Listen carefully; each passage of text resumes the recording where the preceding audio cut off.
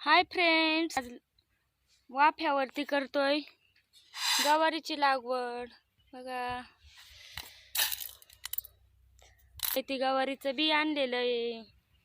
नीलम 47 जाते बियाची.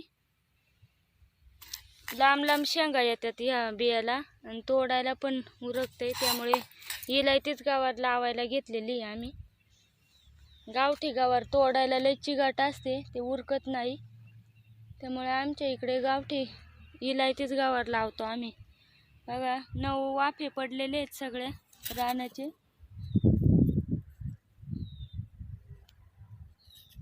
आणि आता लावगड उरकत आलेली. आम्ही 3 जणी लावतोय गवार. आताशी थोडी हवा सुटलेली, नाही तर भरपूर ऊन वाढलेलं आहे. तुमच्या इकडे काय काय माल आहेत कमेंट मध्ये नक्की सांगा. आमच्या इकडे कसं हिरवगार रान आहे. बघा, सगळीकडे हिरवगार रान आहे. पाण्याचं प्रमाण जास्त आहे आमच्या इकडे, त्यामुळे माल पण भरपूर होतात.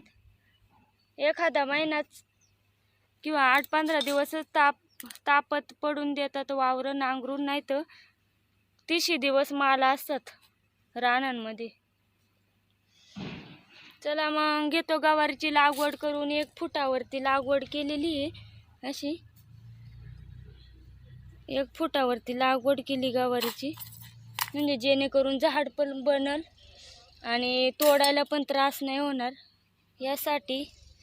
चला मग, घेतो आता लागवड करून आम्ही गवारीची. Bye bye.